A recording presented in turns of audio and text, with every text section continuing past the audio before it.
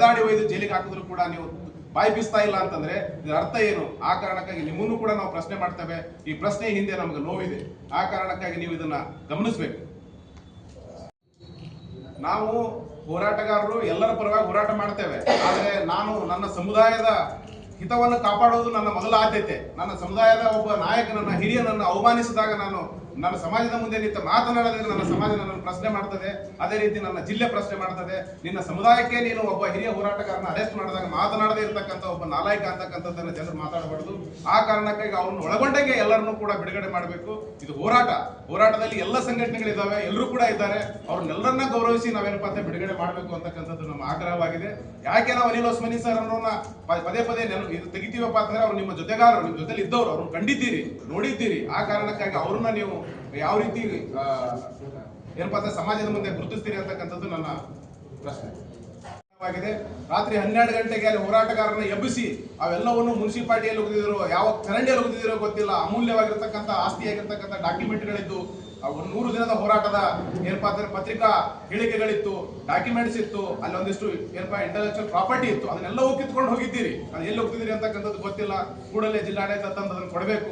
ಒಂದ್ ವೇಳೆ ಇದೇ ಮೊಂಡತನ ಮಾಡಿ ಹೋರಾಟವನ್ನು ಹತ್ತಿಕ್ಕಬಹುದು, ನಾವೆಲ್ಲ ದಬ್ಬಾಳಿಕೆ ಮಾಡಬಹುದು ಅಂತಕ್ಕಂಥದ್ದು ಏನಾದ್ರೂ ಇದ್ರೆ ಇದು ತಪ್ಪು ನಿರ್ಧಾರವನ್ನು ತೆಗೆದುಕೊಂಡಿದ್ದೀರಿ.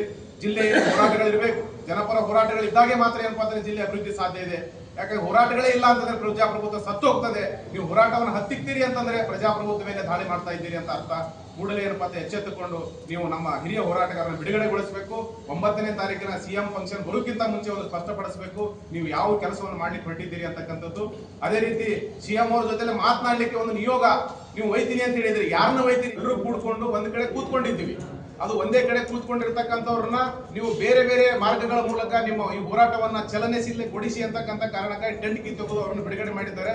ಅವರು ಹಳ್ಳಿಗಳಲ್ಲಿ ಮೂವ್ಮೆಂಟ್ ನಡೆಸ್ತಾ ಇದ್ದಾರೆ. ಹೋರಾಟದ ಮಾದರಿ ಬದಲಾಗಿದೆ. ಕೇರಿಗಳಲ್ಲಿ ಹೋರಾಟವನ್ನು ಒಯ್ತಾ ಇದ್ದಾರೆ. ಗಲ್ಲಿಗಳಲ್ಲಿ ಹೋರಾಟ ಪ್ರತಿಭಟನೆಯನ್ನು ಹರಡಿಸ್ತಾ ಇದ್ದಾರೆ. ಅದು ನಾಳೆ ಯಾವ ರೀತಿ ಸ್ವರೂಪ ಪಡಿತದೋ ಗೊತ್ತಿಲ್ಲ. ಆ ಸ್ವರೂಪ ಪಡೆಯುವುದಕ್ಕಿಂತ ಮುಂಚೆ ಏನಪ್ಪಾ ಎಚ್ಚೆತ್ತುಕೊಳ್ಬೇಕು ಅಂತಕ್ಕಂಥದ್ದು ನಮ್ಮ ಆಗ್ರಹ. ಈಗ ಸಚಿವರು 9ನೇ ತಾರೀಕು ಸಿಎಂ ಬಂದಾಗ ಮೆಡಿಕಲ್ ಕಾಲೇಜಲ್ಲಿ ನಿಯೋಗನ ಭೇಟಿ ಮಾಡಿಸ್ತೀನಿ ಮತ್ತೆ ಘೋಷಣೆ ಮಾಡಿಸ್ತೀನಿ ಅನ್ನೋ ಒಂದು ಹೇಳಿಕೆಯನ್ನ ಈ ಹಿಂದೆ ಪ್ರೆಸ್ ಮೀಟಲ್ಲಿ ಹೇಳಿದ್ರು. ಈಗ ಆಕಸ್ಮಿಕ 9ನೇ ತಾರೀಕಿನೊಳಗೆ ನಿಮ್ಮ ಬೇಡಿಕೆಗಳು ಈಡೇರದೇ ಇದ್ರೆ, ಮೆಡಿಕಲ್ ಕಾಲೇಜು ಘೋಷಣೆ ಆಗದೇ ಇದ್ರೆ ಮುಂದಿನ ಹೋರಾಟ ಯಾವ ರೀತಿ ಸಚಿವರಿಗೆ ಅಥವಾ ಸರ್ಕಾರಕ್ಕೆ ಏನು ಎಚ್ಚರಿಕೆ ಕೊಡಬೇಕು? ನಾವು ಒಂದು ವೇಳೆ 9ನೇ ತಾರೀಕಿಗೆ ಸಚಿವರು ಅದಕ್ಕಿಂತ ಮುಂಚೆ ಅದರ ಮೊದಲು ಏನಪ್ಪಾ ಅಂತ ನಿಯೋಗ ಕರ್ಕೊಂಡು ಹೋಗ್ತೀನಿ ಅಂತ ಹೇಳಿದ್ರು. ನಿಯೋಗ ಇರಬೇಕಾದವರನ್ನ ಜೈಲಿಗೆ ಕಳಿಸಿರೋದ್ರಿಂದ ಅಥವಾ ಜೈಲಲ್ಲಿ ಇರೋದ್ರಿಂದ ನಿಯೋಗದ ಮಾತು ದೂರದ ಮಾತು ಅನಿಸ್ತಾ ಇದೆ. ಅದೇ ರೀತಿ 9ನೇ ತಾರೀಕಿಗೆ ಏನಾದರೂ ಇವರು ನಿರ್ಣಯ ತೆಗೆದುಕೊಳ್ಳದಿದ್ರೆ ಅಥವಾ 9 ತಾರೀಕು ಒಳಗಡೆ ಏನಾದರೂ ನಿರ್ಣಯ ತೆಗೆದುಕೊಳ್ಳದಿದ್ರೆ ಜಿಲ್ಲೆಯಲ್ಲಿ ಒಂದು ಅಭಿಯಾನ ಪ್ರಾರಂಭ ಆಗ್ತದೆ. ನಮ್ಮ ಏನೇನು ಕಳ್ಕೊಂಡಿದ್ದೀವೋ ಎಲ್ಲವನ್ನೂ ಪಡಿಲಿಕ್ಕೆ ನಾವು ಹೋರಾಟವನ್ನು ರೂಪಿಸಬೇಕಾಗ್ತದೆ. ಜಿಲ್ಲೆ ಬಹಳ ಕಳ್ಕೊಂಡಿದೆ, ಕೇವಲ ಒಂದಲ್ಲ ಬಹಳ ಕಳ್ಕೊಂಡಿದೆ. ಆ ಕಳ್ಕೊಂಡಿರ್ತಕ್ಕಂಥದ್ದು ಮರುಸ್ಥಾಪನೆಗಾಗಿ ಜನಾಂದೋಲನ ಪ್ರಾರಂಭ ಮಾಡಬೇಕಾಗ್ತದೆ. ಅದರಲ್ಲಿ ಯುವಕರು ಇರ್ತಾರೆ, ವಿದ್ಯಾರ್ಥಿಗಳಿರ್ತಾರೆ, ದಲಿತರು ಇರ್ತಾರೆ, ಕಾರ್ಮಿಕರು ಇರ್ತಾರೆ. ಆದರೆ ಇದರಲ್ಲಿ ಶ್ರೀಮಂತರು ಮಾತ್ರ ಇರೋಲ್ಲ. ಮನಸ್ಥಿತಿ ಈ ಹೋರಾಟಗಳಿಗೆ ಬೆಂಬಲಿಸುವ ಮನಸ್ಥಿತಿ ಶ್ರೀಮಂತರು ಮಾತ್ರ ಒಳಗೊಳ್ಳುತ್ತಾರೆ. ಯಾಕಂದ್ರೆ ಕಾರ್ಪೊರೇಟ್ ಶಕ್ತಿಗಳು, ಖಾಸಗಿ ಬಂಡವಾಳಶಾಹಿಗಳು ಬಂದು ಈ ನಮ್ಮ ಇಡೀ ಜಿಲ್ಲೆಯನ್ನು ನುಂಗ್ಲಿಕ್ಕೆ ಕೂತಾಗ ನಾವು ಅದನ್ನು ಸಹಿಸಿಕೊಳ್ಳಕ್ ಆಗಲ್ಲ. ಇದು ಬರೀ ಹೋರಾಟ, ಇದು ಒಂದು ಜನಪರವಾಗಿ ನಡೀತಾ ಇದೆ ಮೇಲ್ನೋಟಕ್ಕೆ.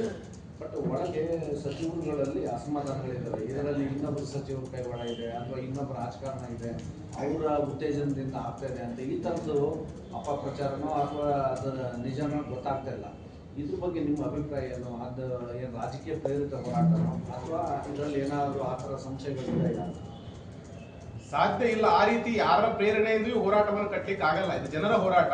ಇಲ್ಲಿ ಕಮ್ಯುನಿಸ್ಟ್ ಇದ್ದಾರೆ, ಕೂಲಿ ಕಾರ್ಮಿಕರಿದ್ದಾರೆ, ರೈತ ಸಂಘಟನೆ ಇದೆ, ಸುಮಾರು 150ಕ್ಕೂ ಹೆಚ್ಚು ಸಂಘಟನೆಗಳ ಬೆಂಬಲವಿದೆ. ಆಮೇಲೆ ಇದನ್ನ ನಡೆಸ್ತಕ್ಕ ಇರ್ತಕ್ಕಂಥವ್ರು ಯಾರಿಗೂ ಕೂಡ ಆಸೆ ಆಕಾಂಕ್ಷೆಗಳು ಇಲ್ಲದೆ ಇರ್ತಕ್ಕಂಥವ್ರು ಮತ್ತು ಜನಪರವಾಗಿರ್ತಕ್ಕಂಥವ್ರು. ನಾವು ಒಂದು ಪಕ್ಷದ ಒಂದು ಹಿನ್ನೆಲೆ ಇರಬಹುದು, ಆದರೆ ಪಕ್ಷವನ್ನ ಪಕ್ಕದಲ್ಲಿಟ್ಟು ಈ ಹೋರಾಟವನ್ನು ಕಟ್ತಾ ಇದ್ದೇವೆ. ಮತ್ತೆ ಪಕ್ಷದ ರಾಜಕಾರಣ ನಮಗೆ ಬೇಡ ಅಂದಾಗ ಒಬ್ಬ ಹೋರಾಟಗಾರ ಆಗ್ತಾನೆ. ಮತ್ತೆ ಇನ್ನೊಂದೇನಪ್ಪ ಅಂದ್ರೆ ಸರ್ಕಾರದ ವಿರೋಧ ಪಕ್ಷ ನಾಯಕನಾಗಿ ಕೂಡ ಕೆಲಸ ಮಾಡಬೇಕಾಗ್ತದೆ. ಆ ಕಾರಣಕ್ಕಾಗಿ ನೀವು ಹೇಳಿರ್ತಕ್ಕಂಥದ್ದು ಯಾವುದೂ ಕೂಡ ಇಲ್ಲಿ ರಾಜಕಾರಣ ಇಲ್ಲ. ಆದ್ರೆ ಎಲ್ಲರಲ್ಲಿಯೂ ಕೂಡ ಏನಪ್ಪಾ ಅಂದ್ರೆ ನಮ್ದು ಒತ್ತಡ ತರಬೇಕು. ಜಿಲ್ಲೆಯ ಜನರು ನಾವು ಮಾಡಿಸ್ಕೊಳ್ಳೇಬೇಕು ಕೆಲಸ. ಇಲ್ಲಿ ನಾವು ಸುಮ್ಮನೆ ಕೂತ್ರೆ ಸಚಿವರು ಮಾಡಲ್ಲ. ಯಾಕಂದ್ರೆ ಈ ವಿಜಯಪುರ ಜಿಲ್ಲೆಗೆ ಯಾವುದೂ ಹೋರಾಟ ಇಲ್ಲದೆ ಸಿಕ್ಕಿಲ್ಲ.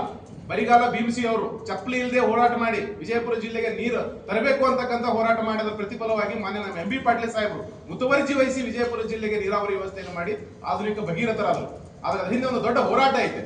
ಸಿದ್ದೇಶ್ವರ ಸ್ವಾಮೀಜಿಗಳ ಆಸೆ ಐತೆ. ಇವೆಲ್ಲವನ್ನು ಇಟ್ಟುಕೊಂಡು ಏನಪ್ಪಾ ಅಂತಂದ್ರೆ ಒಂದು ನಮ್ಮ ನೀರಾವರಿ ಆಯ್ತು. ಒಂದ್ ವೇಳೆ ನೀರಾವರಿ ಹಿಂದೆ ಅವರೆಲ್ಲರ ಆಸೆ ಮತ್ತು ಹೋರಾಟ ಇಲ್ಲದೆ ಇದ್ರೆ MB ಪಾಟೀಲ್ ಅಂತ ನಾಯಕರು ಹುಟ್ಟುಕೋತಾ ಇರಲಿಲ್ಲ, ಜಿಲ್ಲೆಗೆ ಭಗೀರಥರಾಗ್ತಾ ಇರಲಿಲ್ಲ. ಅದೇ ರೀತಿ ಈಗಲೂ ಕೂಡ ಏನಪ್ಪಾ ಅಂತಂದ್ರೆ ಹೋರಾಟದ ಮೂಲಕನೇ ಒಂದು ಏನಪ್ಪಾ ಅಂತಂದ್ರೆ ಪಡಿಬೇಕಾಗಿದೆ ವೈದ್ಯಕೀಯ ಕಾಲೇಜು ಇನ್ನಿತರ ಸೌಲಭ್ಯಗಳನ್ನು. ಈಗಾಗಲೇ ಕಳ್ಕೊಂಡಿದ್ದೀವಿ ಬಹಳಷ್ಟು, ಆ ಕಳ್ಕೊಂಡಿದ್ದನ್ನು ಪಡಿಬೇಕಾಗ್ತದೆ. ನಾವು ಅದಕ್ಕೂ ಕೂಡ ಹೋರಾಟ ಮಾಡಿ ಪಡಿಬೇಕಾಗ್ತದೆ. ಆ ಕಾರಣಕ್ಕಾಗಿ ಕಳೆದಿರ್ತಕ್ಕಂಥದ್ದು ಸಿಗಬೇಕು, ಮುಂದೆ ಬರಬೇಕಾದದ್ದು ನಮಗೆ ಸಿಗಬೇಕು. ಆ ಕಾರಣಕ್ಕಾಗಿ ರಾಜಕೀಯ ನೀವು ಬದಿಗಿಟ್ಟು ಜಿಲ್ಲೆಯನ್ನು ಅಭಿವೃದ್ಧಿ ಮಾಡಿ ಅಂತಕ್ಕಂಥ ವಿನಂತಿಯನ್ನ ಇಬ್ಬರೂ ಸಚಿವರಲ್ಲಿ ಮತ್ತು 8 ಜನ ಶಾಸಕರಲ್ಲಿ ಮಾಡ್ತಾ ಇದ್ದೇವೆ. ನಾವು ಇದ್ರ ಹಿಂದೆ ಯಾರಿದ್ದಾರೆ ಅಂತಕ್ಕಂಥ ಆರೋಪವನ್ನು ನಾವು ಮಾಡಲ್ಲ. ಯಾಕಂತ ಕೇಳಿದ್ರೆ ಇದು ಒಂದು ಪ್ರತಿಭಟನೆ. ನಾವು MB ಪಾಟೀಲರ ಮನೆ ಮುಂದೆ ಸಾಂಕೇತಿಕವಾಗಿ ಧರಣಿ ಮಾಡ್ಲಿಕ್ಕೆ ಹೊರಟಿರ್ತಕ್ಕಂಥದ್ದು. MB ಪಾಟೀಲರ ಮನೆ ಅಂತಂದ್ರೆ ಗೃಹ ಕಚೇರಿ. ಅದು MB ಪಾಟೀಲ್ಗೆ ಗೃಹ ಕಚೇರಿ ಒಂದಿದೆ. ನೀವೆಲ್ಲರೂ ಕೂಡ ಪತ್ರಿಕಾಗೋಷ್ಠಿಗೆ ಹೋದಾಗ ನೋಡ್ತಾ ಇದ್ರಿ, ಗೃಹ ಕಚೇರಿಯಲ್ಲಿ ಪತ್ರಿಕಾಗೋಷ್ಠಿ ಅಂತ ಹೇಳಿ. ಅದು ಗೃಹ ಕಚೇರಿ ಆಗಿರೋದ್ರಿಂದ ಆ ಗೃಹ ಕಚೇರಿ ಮುಂದೆ ಮನವಿ ಕೊಡ್ಲಿಕ್ಕೆ ಹೋಗಿದ್ವಿ. ಆ ಮನವಿ ಕೊಡೋಕೆ ಹೋದ ಸಂದರ್ಭದಲ್ಲಿ ಅಹಿತಕರ ಘಟನೆ ನಡೆದಿದೆ. ಆ ಕಾರಣಕ್ಕಾಗಿ ಅದ್ರ ಹಿಂದೆ ಆಗಿರ್ತಕ್ಕಂಥದ್ದು ಅದು ಇದು ರಾಜಕಾರಣ ನಮಗೆ ಬೇಕಾಗಿಲ್ಲ. ನಮಗೆ ಬೇಕಾಗಿರ್ತಕ್ಕಂಥದ್ದು ಒಂದೇ ವೈದ್ಯಕೀಯ ಕಾಲೇಜು. MB ಪಾಟೀಲ್ ಮನಸ್ಸು ಮಾಡಿದ್ರೆ ಸಾಧ್ಯ ಐತೆ, ಹಾಗಾದ್ರೆ ಮನಸ್ಸು ಮಾಡಿಲ್ಲ ಅಂತ ಹೇಳ್ತಾ ಇಲ್ಲ, ಅವ್ರು ಮನಸ್ಸು ಮಾಡಿದ್ದಾರೆ. ಅದಕ್ಕೆ ಒಂದು ಒತ್ತಡ ಬೇಕಾಗ್ತದೆ. ಅವರು ಕೂಡ ಹೋಗಿ CM ಅವ್ರ ಮುಂದೆ, ಸರ್ಕಾರ ಮುಂದೆ ಹೇಳಬೇಕು ಅಂತಂದ್ರೆ ಜನರ ಒತ್ತಡ ತೋರಿಸಬೇಕಾಗ್ತದೆ. ಆ ಕಾರಣಕ್ಕಾಗಿ ನಾವು ಜನರ ಹೋರಾಟವನ್ನು ಕಟ್ತಾ ಇದ್ದೇವೆ. MB ಪಾಟೀಲ್ ದಿವಸ 1ನೇ ತಾರೀಕಿಗೆ MB ಪಾಟೀಲ್ ಮುಂದೆ ಒಂದು ಪ್ರತಿಭಟನೆ ಮಾಡಿ ಮನೆ ಪತ್ರ ಕೊಡೋದು ಅಂತ ಉದ್ದೇಶ ಬಹಳ ಸ್ಪಷ್ಟವಾಗಿದೆ. 9ನೇ ತಾರೀಕಿಗೆ ಮುಖ್ಯಮಂತ್ರಿ ಬಿಜಾಪುರಕ್ಕೆ ಬರೋದ್ರಿಂದ ಏನಪ್ಪಾ ಅಂತಂದ್ರೆ ಅವ್ರು ಓಪನ್ ಆಗಿ ಏನಪ್ಪಾ ಜಿಲ್ಲೆ ಜನಕ್ಕೆ ಏನಪ್ಪಾ ಅಂತಂದ್ರೆ ನಾನು PPP ಮಾಡೆಲ್ ಅನ್ನ ಬಿಟ್ಟಿದ್ದೀವಿ, ಈ ಬಜೆಟ್ ನಲ್ಲಿ ಏನಪ್ಪಾ ಅಂತಂದ್ರೆ ನಾನು ಸರ್ಕಾರಿ ವೈದ್ಯಕೀಯ ಕಾಲೇಜಿಗೆ ಆದೇಶ ಮಾಡ್ತೀನಿ ಅಂತ ತಿಳ್ಕೊಂಡು ಒಂದಿಷ್ಟು ಹೇಳಬೇಕು ಅಂತ ನಮ್ಮ ನಿರೀಕ್ಷೆ. ನಾವು ಜಿಲ್ಲಾ ಉಸ್ತುವಾರಿ ಸಚಿವರಿಗೆ ಒತ್ತಾಯ ಮಾಡಲಿಕ್ಕೆ ನಾವು ಮನವಿ ಪತ್ರ ಕೊಡಲಿಕ್ಕೆ ಹೋಗ್ತಕ್ಕಂಥದ್ದು ನಮ್ಮ ಉದ್ದೇಶ ಆಗಿರ್ತದೆ. ಅದರ 31ನೇ ತಾರೀಕಿಗೆ ನಮ್ಮ ಹಿರಿಯ ಹೋರಾಟಗಾರರು ಪತ್ರಿಕಾಗೋಷ್ಠಿ ಮೂಲಕ ಬಹಳ ಸ್ಪಷ್ಟವಾಗಿ ನಾವು ವ್ಯಕ್ತಪಡಿಸಿದ್ದೇವೆ. 1ನೇ ತಾರೀಕಿನ ದಿವಸ MB ಪಾಟೀಲ್ ಮನೆ ಮುಂದಾದ್ರೆ 2ನೇ ತಾರೀಕಿಗೆ ಏನಪ್ಪಾ ಅಂತಂದ್ರೆ ನಮ್ಮ ಜಿಲ್ಲೆಯ ಬಸವನ ಬಾಗೇಡಿಯ ಶಾಸಕರು ಮತ್ತು ಕ್ಯಾಬಿನೆಟ್ ಮಂತ್ರಿಗಳಾದಂಥ ಶಿವಾನಂದ ಪಾಟೀಲ್ ಮುಂದೆ 2ನೇ ತಾರೀಕಿಗೆ ನಮ್ಮ ಪ್ರತಿಭಟನೆ ಇತ್ತು. ಅವರಿಗೂ ಕೂಡ ಅದೇ ಇತ್ತು, MB ಪಾಟೀಲ್ ಮೇಲೆ ಹಾಕಿಬಿಟ್ಟು ನೀವು ಕೊಡೋದಲ್ಲ, ನೀವು ಕೂಡ ಈ ಜಿಲ್ಲೆಯ ಪ್ರತಿನಿಧಿ ಆಗಿದ್ದೀರಿ, ಹಾವೇರಿ ಜಿಲ್ಲೆ ಉಸ್ತುವಾರಿ ಸಚಿವರು ಇರ್ಬೋದು, ಆದರೆ ಬಸವನ ಬಾಗೇವಾಡಿ ಈ ಜಿಲ್ಲೆಯ ಒಳಗಡೆ ಇದೆ. ಹೀಗಾಗಿ ಏನಪ್ಪಾ ನೀವು ಕೂಡ ಇದಕ್ಕೆ ಜವಾಬ್ದಾರಿ ಇದ್ದೀರಿ ಅಂತ ತಿಳ್ಕೊಂಡು ಅವರಿಗೆ ಮನವಿ ಪತ್ರ ಕೂಡ ನಾವು ಹೊರಟಿದ್ವಿ. 3ನೇ ತಾರೀಕು ಸದಸ್ಯ ಏನಪ್ಪ ನಮ್ಮ ನಗರದ ಶಾಸಕರಂತ ಬಸವಗೌಡ ಪಾಟೀಲ್ ಯತ್ನಾಳ್ ಅವರಿಗೆ ಏನಪ್ಪಾ ಅಂತಂದ್ರೆ ಕೂಡ ನಾವು ಮನವಿ ಪತ್ರ ರೆಡಿ ಮಾಡಿದ್ವಿ. ನಗರದಲ್ಲಿ ಇದು ಆಗೋದ್ರಿಂದ ಏನಪ್ಪಾ ಅಂತಂದ್ರೆ ನಿಮ್ಮ ಜವಾಬ್ದಾರಿ ಮುಖ್ಯ ಇದೆ, ಹೀಗಾಗಿ ಏನಪ್ಪಾ ನೀವು ಕೂಡ ಇದಕ್ಕೆ ಸಾಥ್ ಕೊಡಬೇಕು ಅಂತ ತಿಳ್ಕೊಂಡು ಈ 3 ಜನರಿಗೆ ಏನಪ್ಪಾ 1ನೇ ತಾರೀಕಿಗೆ 2ನೇ ತಾರೀಕಿಗೆ 3 ತಾರೀಕಿಗೆ ಇತ್ತು. ಇದು ತಪ್ಪಾಗಿ ಅಪಾರ್ಥ ಮಾಡ್ಕೊಂಡು ಏನಪ್ಪಾ ಅಂದ್ರೆ ಮುತ್ತಿಗೆ ಅಂತ ತಿಳ್ಕೊಂಡು ಏನಪ್ಪಾ ಅಂದ್ರೆ ಅದು ಜಿಲ್ಲಾಡಳಿತಕ್ಕೆ ಮತ್ತು ಪೊಲೀಸ್ ಇಲಾಖೆಗೆ ಅದು ಹೇಗೆ ಮಾಹಿತಿ ತಗೊಂಡ್ರೋ ಗೊತ್ತಿಲ್ಲ, ಅದು ಅಪಾರ್ಥ ಮಾಡ್ಕೊಂಡು ಏನಪ್ಪಾ ನಮ್ಮ ಹೋರಾಟಗಾರನ ಬಂಧನ ಮಾಡಿದ್ರು.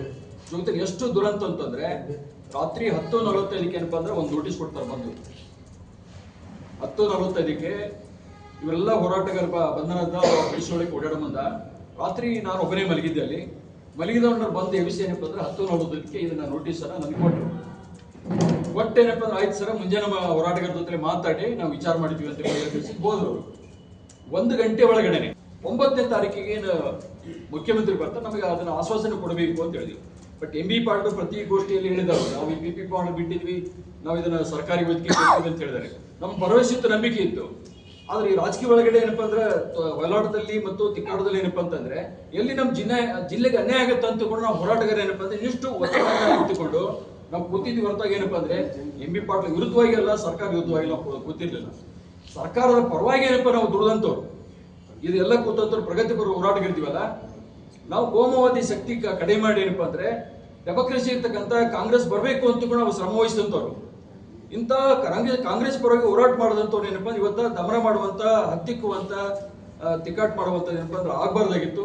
ದಯವಿಟ್ಟು ಏನಪ್ಪಾ ಅಂತಂದ್ರೆ ಈಗ ರಾಜ್ಯ ಸರ್ಕಾರಕ್ಕೆ MB ಪಾಟೀಲ್ ವಿನಂತಿ ಮಾಡ್ಕೊತಾ ಇದ್ವಿ, ಹೋರಾಟಗಾರ ಮೇಲೆ ಹಾಕಿರ್ತಕ್ಕಂಥ ಕೇಸನ್ನ ವಾಪಸ್ ತಗೋಬೇಕು ಮತ್ತು ಅವ್ರನ್ನ ಬೇಷರತ್ತಾಗಿ ಬಿಡುಗಡೆ ಮಾಡಬೇಕು. ಮತ್ತು ಸರ್ಕಾರಿ ವೈದ್ಯಕೀಯ ಕಾಲೇಜ್ ಏನಪ್ಪಾ ಅಂದ್ರೆ ಜಿಲ್ಲೆಗೆ ಏನಪ್ಪಾ ಅಂದ್ರೆ 9ನೇ ತಾರೀಕಿಗೆ ಬಂದಾಗ ಘೋಷಣೆ ಮಾಡಿದ್ರು ಅಂತಂದ್ರೆ ನಮ್ಮ ಹೋರಾಟಕ್ಕೆ ಒಂದು ಉತ್ತೇಜನ ಕೊಟ್ಟಾಗುತ್ತೆ. ಅದಕ್ಕೆ 107 ದಿವಸದ ಪ್ರಕ್ರಿಯೆಗೆ ಏನಪ್ಪಾ ಒಂದು ಗೌರವ ಕೊಟ್ಟಾಗುತ್ತೆ. ಆ ನಿಟ್ಟಿನಲ್ಲಿ ಜಿಲ್ಲೆಯ ಶಾಸಕರು ಮತ್ತು 2 ಸಚಿವರು ತರ ಮಾಡಬೇಕು ಅಂತ ಈ ಪತ್ರಿಕಾಗೋಷ್ಠಿ ಮೂಲಕ ವಿನಂತಿ ಮಾಡ್ಕೊತಾ ಇದ್ವಿ. ಮತ್ತು ನಮ್ಮ ಹಿರಿಯ ಹೋರಾಟಗಾರನ ಬಂಧನನ್ನ ಮುಕ್ತಗೊಳಿಸಿ ಕೇಸನ್ನ ರದ್ದುಗೊಳಿಸಬೇಕು ಅಂತ ಅಪೀಲ್ ಅನ್ನು ಕೂಡ ನಾವು ಮಾಡ್ತಾ ಇದ್ವಿ. ಈಗ 107 ದಿನಗಳವರೆಗೆ ನಡೆದಿತ್ತು ಹೋರಾಟ. ಆ ಹೋರಾಟ ನಿರೀಕ್ಷಿತ ಅನಿರೀಕ್ಷಿತ ಅಂತಾನೂ ಗೊತ್ತಿಲ್ಲ, ಅನಿರೀಕ್ಷಿತ ಒಂದು ಘಟನೆ ನಡೀಬಾರ್ದಾಗಿತ್ತು, ನಡೆದಿದ್ರಿಂದ ಇಡೀ 107 ದಿನದ ಹೋರಾಟವನ್ನ ಕೇವಲ 1 ದಿನದಲ್ಲಿ ಮೊಟಕುಗೊಳಿಸಿರುವಂಥದ್ದನ್ನು ನಾವು ಬಹಳ ಉಗ್ರವಾಗಿ ಖಂಡಿಸುವಂತ ಕೆಲಸ ಮಾಡಿದ್ದೇವೆ. ಮೊದಲನೇದಾಗಿ ಈ ಜಿಲ್ಲೆ ಜನತೆ, ಈ ರಾಜ್ಯದ ಜನತೆಯನ್ನ ಕ್ಷಮೆ ಕೇಳ್ತೀವಿ ನಾವು. ಈ ಹೋರಾಟ ನಮ್ಮ ಸಲುವಾಗಿ ಮಾಡಲಿಲ್ಲ ಯಾರು. ನಾವು ಹೋರಾಟ ಇವತ್ತು ನಮ್ಮ ಮಕ್ಕಳು ಸಹ ಅಲ್ಲಿ ಹೋಗಿ ಕಲಿತಾರೆ ಅನ್ನುವಂಥದ್ದು ಇಲ್ಲ.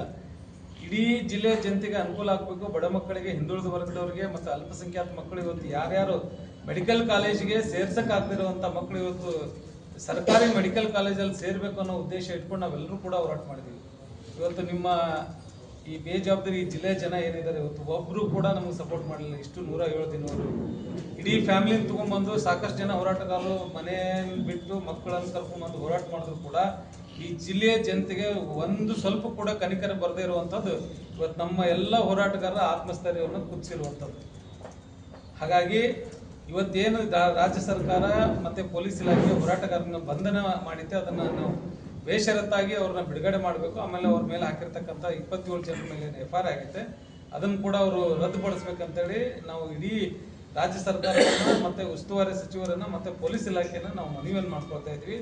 ಮುಂದಿನ ಈ 9ನೇ ತಾರೀಕು CM ಅವರೇನು ಬರ್ತಾ ಇದ್ದಾರೆ, ಅದರಲ್ಲಿ ಮೆಡಿಕಲ್ ಕಾಲೇಜಿಗೆ ಸಂಬಂಧಿಸಿದಂತೆ ಪೂರಕವಾದ ಹೇಳಿಕೆಗಳು ಬರ್ತವೆ ಅಂತೇಳಿ ನಾವು ಆಶಾಭಾವನೆ ಇಟ್ಕೊಂಡು ಇವತ್ತು ಅವರೆಲ್ಲರೂ ಮತ್ತೊಮ್ಮೆ ನಾವು ಮನವಿಯನ್ನು ಮಾಡ್ಕೊಳ್ತಾ ಇದ್ವಿ. ಸರ್ಕಾರಿ ವೈದ್ಯಕೀಯ ಕಾಲೇಜು ನಮ್ಮ ಜಿಲ್ಲೆಗೆ ಅವಶ್ಯಕತೆ ಇರೋದ್ರಿಂದ ಈ ಜಿಲ್ಲೆಯಿಂದ ಒಡೆದೋಗಿರ್ತಕ್ಕಂಥ ಜಿಲ್ಲೆಗಳಲ್ಲೇ ಹೊಸ ಜಿಲ್ಲೆಗಳಲ್ಲಿ ಸಾಕಷ್ಟು ಜಿಲ್ಲೆಗಳು ಇವತ್ತು ಮೆಡಿಕಲ್ ಕಾಲೇಜ್ ಆಗಿರೋದ್ರಿಂದ ನಮ್ಮದು ಹಳೆಯ ಜಿಲ್ಲೆ ಆಗಿದ್ರು ಕೂಡ ಇಷ್ಟೆಲ್ಲ ಅನುಕೂಲತೆಗಳು ಇದ್ರೂ ಕೂಡ ಮಾಡದೇ ಇರೋದು ಈ ಜಿಲ್ಲೆಯ ಜನತೆ ಮತ್ತು ಈ ಜಿಲ್ಲೆಯ ರಾಜಕಾರಣಿಗಳು ಏನಿದ್ದಾರೆ ಇವತ್ತು 8 ಜನ ಶಾಸಕರು, ಅದರಲ್ಲಿ 2 ಸಚಿವರು, ಇವರೆಲ್ಲರೂ ಕೂಡ ಅದನ್ನು ಒತ್ತಾಯಪೂರ್ವಕವಾಗಿ ಮಾನ್ಯ ಮುಖ್ಯಮಂತ್ರಿಗಳಲ್ಲಿ ಒತ್ತಡ ಏರಿ ಈ ಕಾಲೇಜನ್ನು ಮಂಜೂರು ಮಾಡಿಸುವಲ್ಲಿ ಅವರು ಪ್ರಮುಖ ಪಾತ್ರ ವಹಿಸಬೇಕಂತ ಈ ಮೂಲಕ ನಾವು ಪತ್ರಿಕಾ ಮಾಧ್ಯಮದ ಮುಖಾಂತರ ನಾವು ಎಲ್ಲರಲ್ಲಿ ವಿನಂತಿಯನ್ನು ಮಾಡ್ಕೊಳ್ತಾ ಇದ್ದೀವಿ.